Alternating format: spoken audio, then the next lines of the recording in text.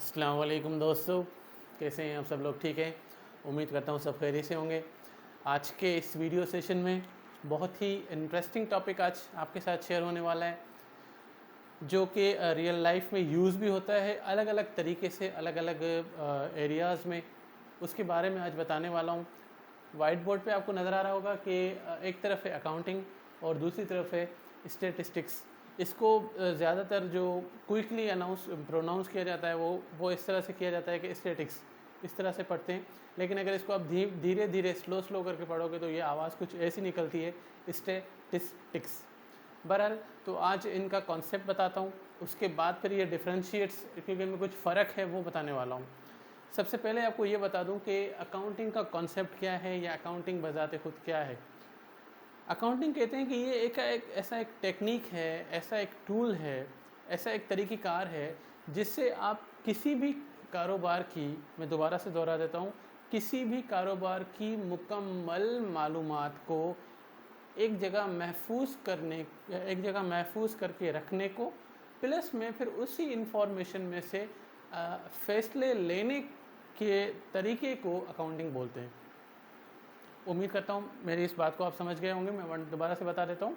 Accounting एक ऐसी technique है, एक ऐसा टूल है जिसकी मदद से आप किसी भी कारोबार की मुकम्मल मालूमात को एक जगह महफूज करके रखते हैं और उसी मालूमात में से जब किसी तरह का कोई फ़ैसला लिया जाता है तो इस सारे प्रोसेस को हम अकाउंटिंग बोलते हैं। दूसरी तरफ आ रहा है स्टैटिक्स। ये क्या चीज़ है? ये भी एक टेक्निक है, ये भी एक टूल है, लेकिन इसका कारोबार के साथ साथ अलग अलग जगहों पे इस्तेमाल हो रहा होता है। इस टेक्निक में, इस टूल में आपको अलग अलग जगहों से अलग अलग क्वांटिटी में डेटा मिलती है। उस डेटा को प्रोसेस करने के बाद, उसको एनालाइज करने के बाद, उसको अच्छी तरह से स्टडी करने के बाद जो रिज़ल्ट्स सामने आते हैं, वो रिज़ल्ट्स फिर आपको मदद करते हैं एक फ़ैसला लेने में, एक किसी को भी प्रेजेंटेशन देने में। तो ये अलग बात है और ये एक अलग चीज़ है। ये ख़ालिसतन सिर्फ़ और सिर्फ बिज़नेस में ही काम आती है और ये दुनिया के हर एस्पेक्ट में, हर काम में इसका काम होता है। सबसे पहला जो इसका फ़र्क है वो ये है कि अकाउंटिंग सिर्फ़ और सिर्फ सिंगल पर्पस के लिए यूज़ होती है, जैसे कि मैंने कहा कि सिर्फ़ और सिर्फ कारोबार में। अब ये कारोबार प्रोडक्ट बेस हो सकता है या सर्विस बेस हो सकता है।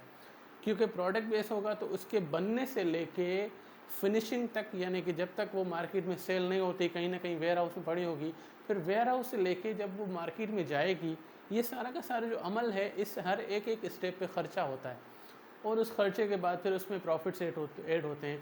तो ये सब कुछ एक एक पॉइंट जो लिखी जाती है, नोट की जाती है, भले वो कंप्यूटराइज्ड हो, भले वो मैनुअल हो, लेकिन इन दोनों के दोनों तरीक़ों को सिर्फ़ और सिर्फ हम अकाउंटिंग ही बोलते हैं। दूसरी बात कि स्टैटिक्स कहाँ काम आती है, ये है मल्टीपर्पज़ेस के लिए। मल्टीपर्पज़ेस कुछ इस तरह से बोलना चाह रहा हूँ कि जैसे हम किसी तरह की कोई रिसर्च करना चाहते हैं। मिसाल के तौर पे मैं एक नई दुकान खोलना चाहता हूँ एक एरिया में, लेकिन मुझे पता नहीं कि इस एरिया में कौन सी दुकान ज़्यादा चल सकती है या किस तरह के कारोबार की ज़्यादा नीड है। तो वहाँ के लोगों से मैं मिलना शुरू करूँगा। अगर पॉसिबल हुआ, मतलब ये ज़्यादा बेहतर है सही रिज़ल्ट पाने के लिए, तो एक क्वेश्चनियर बना लूँगा। एमसीक्यूज़ क्वेश्चन होंगे, उसमें लोगों से सवाल किए जाएंगे, भाई आपकी क्या राय है, उसमें से एक सवाल को टिक कर उसमें से उस सवाल के एक जवाब को टिक कर दो। अगर इस तरह के मैंने 100 मतलब 100 क्वेश्चनियर्स, वो 100 कॉपीज़ मैंने बना दी उस क्वेश्चंस की, तो जो अलग अलग जवाबात आएंगे, उस जवाबात में से जिसमें से मेजॉरिटी जिस ऑप्शन को टिक हुई भी होगी, वो मुझे मदद देगी कि भाई इस तरह का काम आप शुरू कर दो। तो ये होती है अलग अलग काम।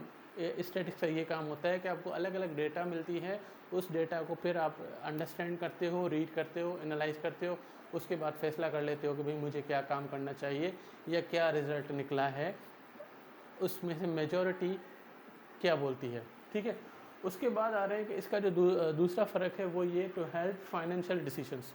जैसे कि मैंने कहा कि अकाउंटिंग में जो है एक एक इन्फॉर्मेशन महफूज की जाती है उस एक कारोबार की, तो फिर वहाँ से फ़ैसले लेने में आसानी होती है कि हमें इस वक्त हमें कारोबार कितना फ़ायदा दे रहा है, वो स्टेटमेंट सामने आ जाती है। पूरे के पूरे आपके लेजर बुक्स होंगे, आपके रजिस्टर्ड होंगे, उसमें से आप मंथली रिपोर्ट निकाल लोगे, आप क्वार्टरली रिपोर्ट निकाल लोगे, एनुअल रिपोर्ट निकाल लोगे कि इस वक्त हम कहाँ स्टैंड कर रहे हैं, आने वाले 6 महीनों में हमारा क्या प्रॉफिट होगा। इसके अलावा ऐसा क्या किया जाए कि हम अगर आज हम 15 रुपये तक एक प्रोडक्ट बना रहे हैं तो उसको और कम करने के लिए हमें क्या स्टेप्स लेने चाहिए, कहाँ से हमें रॉ मटेरियल ख़रीदना चाहिए। ये एक एक चीज़ जो पॉइंट्स हैं, जो भी इंफॉर्मेशन है वो आपको कहाँ से मिलती है, उस पूरे के पूरे रिकॉर्ड में से जो आपने रिकॉर्ड बनाया हुआ है और मेंटेन किया हुआ है। उसके बाद अब ये इसका काम क्या है, to help convert collective data into information. जैसे कि मैं पहले एग्जांपल दे चुका, उसकी दूसरी एग्जांपल में बल्कि रियल एग्जांपल आपके साथ शेयर करता हूँ।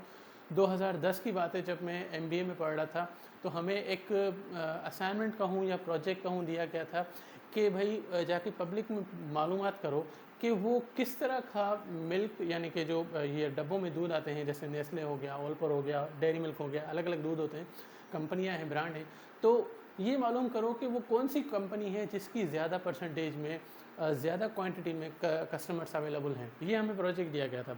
तो हमारी टीम थी, उस टीम में से मुझे भी काम दिया गया था। तो मुझे उन्होंने कहा कि भाई कम से कम आपने 500 लोगों को पूछना है।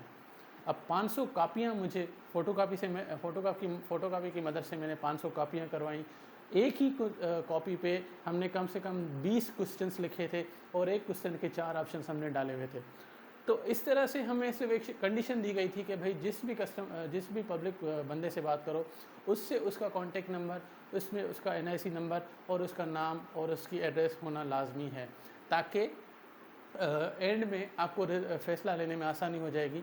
और दूसरी बात ये है कि अगर ये वाकई रिज़ल्ट पॉजिटिव निकला तो आप किसी भी कंपनी को ये सर्वे दे सकते हो। इसका नाम सर्वे है।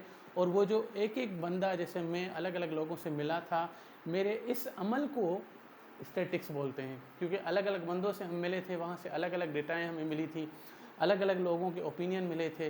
तो 500 के, ये मैं अपनी बात बता रहा हूँ, 500 लोगों में से कम भी 300 लोगों ने सिर्फ यही कहा था कि भाई ऑल पर इज़ ओके, ऑल पर अच्छा है। और बाकी जो बचे 200, उनमें से 100 में से किसी ने डेयरी मिल्क को ओके किया, किसी ने नेस्ले को ओके किया। ऐसे करते करते पूरी एक डेटा बन गई थी जो हमने बनाई थी। जब हमने डेटा को इकट्ठा किया और उसको एनालाइज करना शुरू किया, तो वो डेटा कन्वर्ट हो गए, इन्फॉर्मेशन बन गई। उस इन्फॉर्मेशन को स्टैटिक्स के नाम से जानते हैं। ठीक है जी, आज की वीडियो इतनी थी जो मैंने आपके साथ शेयर कर ली। उम्मीद करता हूँ मेरा आज का टॉपिक और मेरी इन्फॉर्मेशन आपके लिए काफ़ी हेल्पफुल साबित होगी। अपना बहुत सारा ख्याल रखिएगा, मुझे दुआओं में याद रखिएगा। अल्लाह हाफिज़।